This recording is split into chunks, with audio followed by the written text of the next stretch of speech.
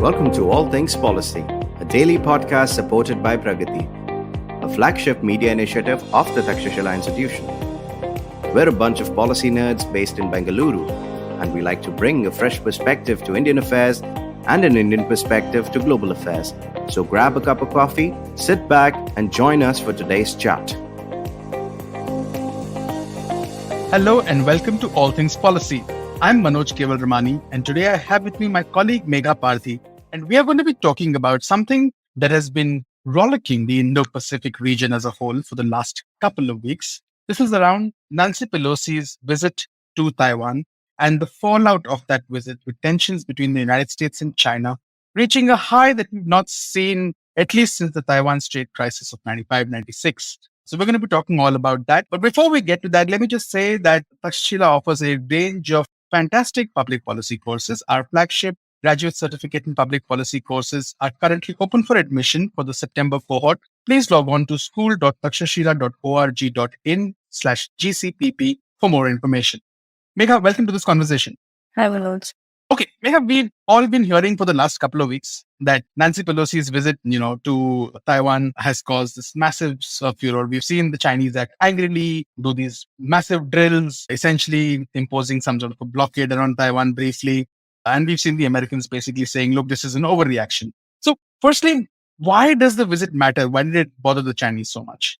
Okay, so Manoj, this is a visit of a very high-ranking official, first of all. And this came after a very, very long time. I think previous visit was around 96, 97, when one of the Republican Party member had visited Taiwan. After that, there has been no official high-ranking US government official visit to Taiwan. Some have been there, but that was mostly Taiwanese leaders visiting US. So yeah, a high-ranking US official, especially supposed to be third in line to the White House, visiting Taiwan.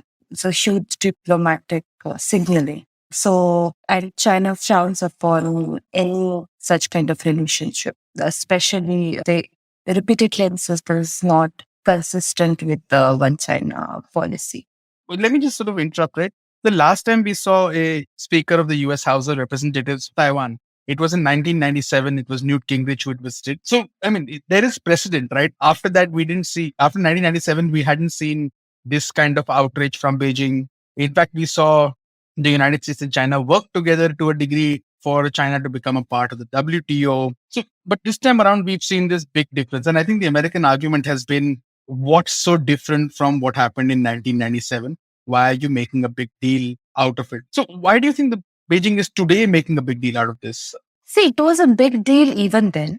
But at that time, China was not in a position to actually do anything about it. I think they did have some diplomatic protest even at that time, if I remember correctly. But right now, China is in a very different position. They are in a position of greater military strength. And also at this time, US and China relationships are not on a very high point. At that time, back in 1997, US-China relationship was still going on strongly, and they wanted America's help to get where they are actually. So at that time, probably it didn't matter, just sidelined it. But right now, given what the relationship is between both countries, the protest is, of course, much higher.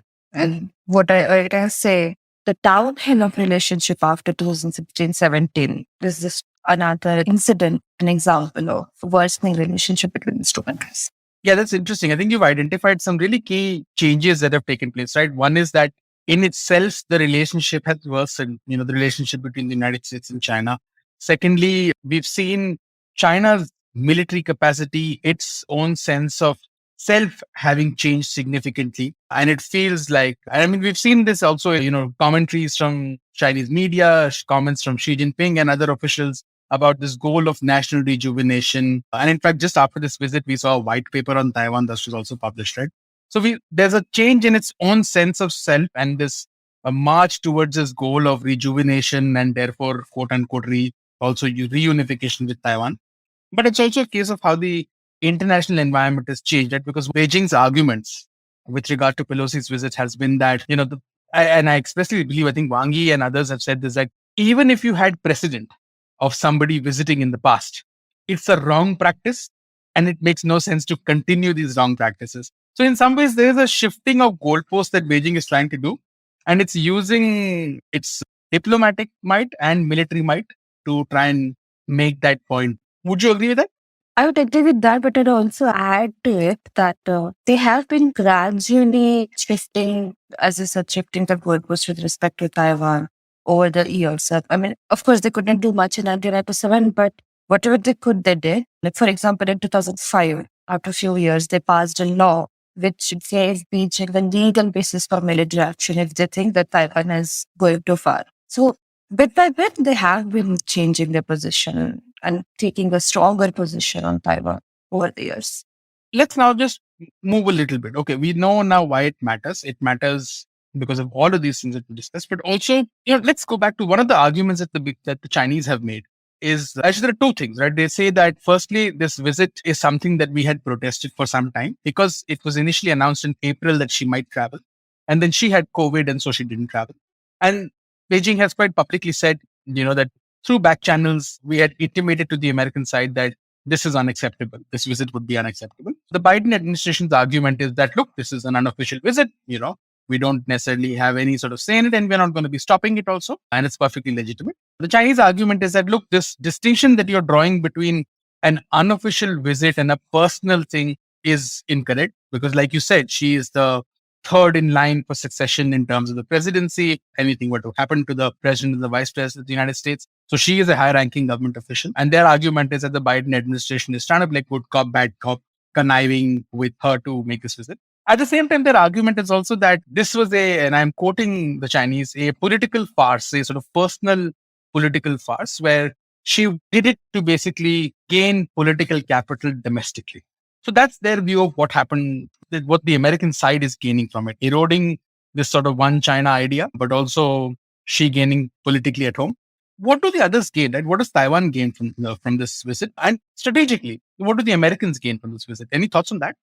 So for Taiwan, it's a huge, of course, diplomatic win that high-ranking official. It also kind of gives them a reassurance that if push comes to shove, the United States probably will be firm to their word and maybe even back them in case of the China tries to act too harsh. But in short term, actually, it's not been good for Taiwan. I mean, you see there are a lot of sanctions, economic and military signaling going on from China to Taiwan. So in long term, they might, apart from political signaling. In short term, I don't think Taiwan is getting a lot out of this visit. There was some rumor that even Taiwanese were a little apprehensive about the rash kind of nature of this visit. I don't believe it was a rash kind of visit, but some of the Taiwanese scholars and thinkers, it might feel like a rash decision given the international scenario right now. It's interesting. There's a really fascinating piece published by China Digital Times, which is not affiliated with the Chinese government. It's an independent platform which looks at a lot of things which get censored also in China. And they had an interesting piece on sort of perspectives that have been overlooked when it comes to Nancy Pelosi's visit. And it highlighted a lot of perception amongst the people in Taiwan also of being, this sort of fun and great power competition. Yes, there are obviously people and clearly in the establishment. I mean, if one was in the DPP and if Nancy Pelosi expressed a desire to visit, there was no way that you could say no to her. And yes, there is what you can gain from the visit is, like you said, greater visibility. But you can't really say no, even if it is going to increase some of the costs to your economy and to your security. And I think we're seeing that, right? In some ways that the security costs for Taiwan have gone up because we've seen intensified Chinese drills. At the same time, economic costs have to some degree gone up because there has been some degree of economic sanctioning, blocking of not sanctioning, but blocking of some trade between China and Taiwan. And then most recently, we've seen a new list of high-profile individuals in Taiwan who have been sanctioned by Beijing. The so-called, again, I'm quoting, pro-independence diehards. Previously there were 3 people on this list, including the foreign minister of Taiwan. Now there are more people, and they are now blocked from entering the PRC, Hong Kong, Macau, and entities and enterprises affiliated with them have also been sanctioned. So there is an increased cost to the elite, but also for society in some ways. Yet at the same time, you're in this position where you really can't say no, you really can't do too much. and you also feel that the support is valuable. So it's a very tricky catch-22 situation to be in if you're Taiwanese, right? Yeah. This was kind of sentiment which I had also read about, especially from some of the Taiwanese social media sentiment or scholar sentiment. What I found surprising when I was trying to analyze Chinese perspective was some think tanks and some Chinese scholars actually caution Beijing to, have some restraint and not take a very strict interaction. This coming from a Chinese scholars, it was a little, don't know what make of it. I always thought that the Taiwan will be always, the sentiment would always be like, just do it. Another interesting thing about the sentiment was that, I mean, given that I'm reading the People's Daily every day, you say what one noticed was that except for one day, nothing about the visit appeared on the front page of the paper. And this happened during the past 2 weeks, which were among the two most boring weeks in the paper's history or annually in its sort of calendar. And the reason why I say that is because much of the Chinese sort of central leadership, the top leadership of the Communist Party was away. It's only today, Wednesday, August 17th, that we are recording, that we see, Li Keqiang and now Xi Jinping reappearing in public after a good couple of weeks. So there was very little news content to cover for the paper. Yet the issue of Taiwan and all the tensions around it were, if I was to again quote the People's Daily, resolutely kept off the front pages of the paper. And it was all relegated to the third page, which in some ways suggests, a desire to not escalate. And even if you read what, the Chinese military's Eastern Theater Command or what the foreign minister or what the Taiwan Affairs Office and all the diplomats from Beijing who've been talking, the message that they've generally been giving, and there are differences in this, but the message that they've generally been giving is that the steps that we took were defensive in nature. That's not a surprise. That's common refrain. I mean, even when Ladakh happens or Galwan happens, the Chinese frame it as defensive. But the idea is that, I think I remember one of the phrases that was used in one of the pieces was that, we were pushed into a place where we had no other choice but to not respond. So there was this double negative that, we didn't really want to do this. And now we're in a position where we had to do this. And I presume that has a lot to do with the timing, to have such a crisis at this point of time with the 20th Party Congress around the corner. It probably not the best thing from Xi Jinping's point of view, because there was lots of criticism domestically on Weibo in China when the drills were announced and when the, dialogues with the US, the 10 sets of dialogues and things with the US were cancelled. And there was lots of joking on Weibo saying, well, we were promised hellfire and brimstone, and is this it? So there was a little bit of mocking of the Chinese government also. So it seems like, they were sort of themselves caught in this trap of, we fueled this nationalism, but we realize that we can't really escalate, yet we need to respond. And they responded with a set of drills which, it allows them to take the opportunity and use the excuse to demonstrate might and to practice maneuver and to do the kind of training that they need to do. But it also allows others to watch what they are doing, understand where their skills are and where their capabilities are, which I think is the interesting gain for all sides, right? Everybody gets a little something from that. Yeah, I mean, Chinese and PLA specifically, they get to test their weapons and what they can do. Observers of PLA get to see what kind of, thing China can do in case they decide to invade Taiwan. Taiwan gets to see their capabilities or what threat they face. So if you see it from that perspective, yes. But there's another interesting thing which I said. You said that the coverage of this whole issue had been downplayed in People's Daily. But it certainly didn't seem like that, because even several days on it, whether you said, as you mentioned, months before Pence's visit, it felt like it's becoming this, game of wobbling spurts. There were several warnings and very harsh words being used that if Pelosi visits, then it won't be good for US and Taiwan. So, and also a lot of other countries jumping into this whole field, like for example, North Korea gave Beijing their full support. And even Pakistan backed China, which of course, I mean, it's kind of not a surprise, but it became a very big international issue. So, of course, even they did try to downplay it. I don't think they were successful. Yeah.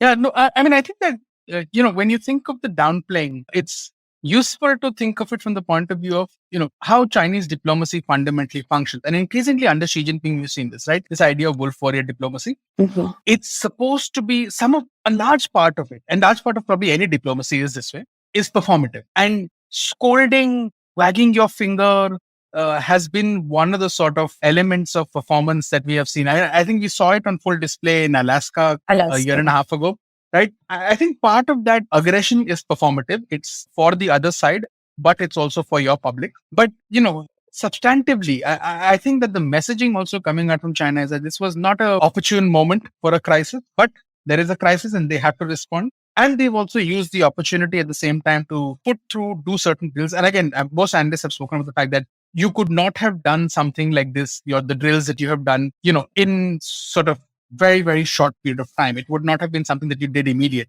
So there obviously have been contingency plans that in case things happen, what do we do? And the Chinese did have a fair idea since April that this visit could happen. So so there is clearly an opportunity that you're using, but there is also the threat that you're sensing. And that's why you're trying to sort of say that, look, what we have done is legitimate. And I think one of the phrases that was used also is reasonable.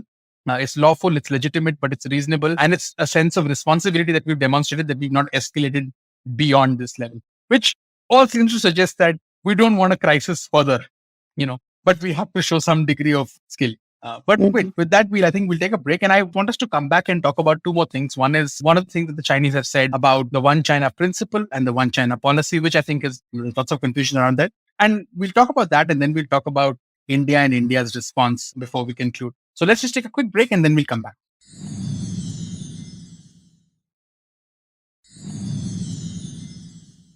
Welcome back to All Things Policy. I'm Manoj Kewalramani, and I'm here with my colleague Megha Pardhi, and we're talking about all the tensions that have been taking place in the Taiwan Strait over the past 2 weeks and a bit, ever since the House of Representatives Speaker Nancy Pelosi visited Taiwan. So Megha, before we went to break, we were talking about this idea of the one China policy and the one China principle. And I wanted to sort of get your thoughts on it. Or can you figure out the difference between the two of them? Manoj, I think you had covered this topic in one of your newsletters. Why don't you explain it to me and to our listeners? Okay, so what we've seen about this is that there's been lots of confusion, right? And I think Beijing has sort of used this confusion to its advantage. There's a big difference between the one China policy and the one China principle. The one China principle is essentially the argument that the PRC makes, which is that there is only one China, and that China and the PRC is the legitimate government of that one China, and Taiwan is an inalienable part of that China. So it's essentially making the argument that this is the principle on the basis of which you have to establish ties with Beijing. Now, what we've seen is that countries have not necessarily subscribed to this one China principle. Countries have essentially said that, look, we recognize that you are the government of China, and we also recognize that there is only one China, but we also acknowledge that there are other claims to that. That sort of diplomatic jugglery is what the one China policy is. And the one China policy is not something which is the same for every country. Every country has somewhat of a different one China policy. But from an American point of view, the idea of the one China policy is essentially that, look, we acknowledge that there are two sides across the Taiwan Strait and they have certain claims. And we also acknowledge that there is only one China. And this is a workaround, right? It allows you to have informal relationships with Taiwan while not formally recognizing them. And Beijing's argument has been that you must even not do that. You must fundamentally recognize the fact that there is only one China. And therefore, any arrangement which allows Taiwan greater space in the international community has to be undermined. And states should not do that. So it's a slightly picking sort of thin sort of threads, and that's sort of splitting hairs sort of an explanation. But that's the point. And it's important to make that point because if you look at even what the Chinese ambassador has been talking about in India, he's been talking about India adhering to the one China policy. Last week, he had a conversation with journalists and he's been talking about the one China policy and the one China principle, saying that we hope that, India will adhere to the one China principle, which of course is not something that India has ever really said that it adheres to. But that's Beijing's sort of campaign. And I think it's useful for anybody who's dealing with this issue to be able to break down the distinctions between the two of these ideas, principle and policy. And if you look at Chinese reportage, it's really, really smart. It's really, really subversive, in the English language coverage of a particular story. So, for example, the UN Secretary General making a comment about Taiwan He says, the report says that he reaffirmed the belief in the one China policy, whereas a Chinese language report will talk about the one China principle. So there's a bit of, discrepancy in how it's sold to the external world and the domestic audience. But over the last couple of weeks, we've seen the Chinese basically say that some 170 countries have adhered to the one China principle, which is not really the case. And I think that bears making that out in public. With that, I wanted to come to asking you about India. What do you make of Indian policy with regard to what we've seen in the last couple of weeks? India's policy, or more specifically Taiwan, has been to not say much unless until it's required. And I think that's a very good policy. They should continue doing that. Because as I think we did an intelligence estimate for Taiwan a few months ago, on Taiwan and India's options in different scenarios a few months ago. So even there, as you mentioned, that in some scenarios, Taiwan's crisis escalating would probably not be a good news for India. And as long as India does not have to take sides, we should not. Of course, increasing diplomatic and other relations, that is probably a good idea. But as far as I know, I haven't seen any official statement from any on Pelosi's visit. There was one statement by the MEA last week, which basically said that India urges restraint, and India basically wants all parties to essentially act with restraint, and it's concerned with these recent developments, and it does not want to see any unilateral actions to change the status quo and wants de-escalation of tensions. And when specifically the MEA spokesperson was asked about this business of the one China principle, in fact, a Xinhua news agency journalist had asked the MEA.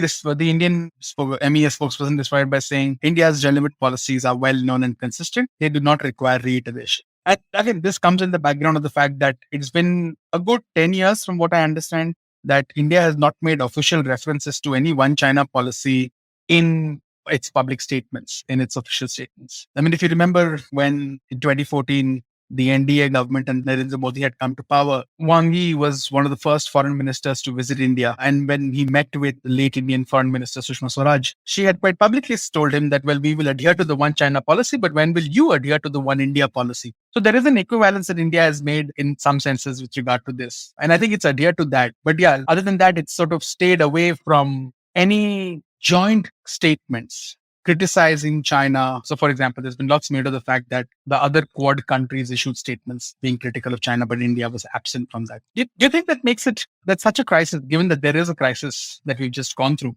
creates a certain degree of doubt about India's engagement with countries in the Quad? I don't think so, actually. I mean, at least especially with reference to Quad, there are other forms of engagement or position. And India is the only country who has border with China, right? So if something happens, India will be the first in line. So this kind of restraint is well justified, at least according to me.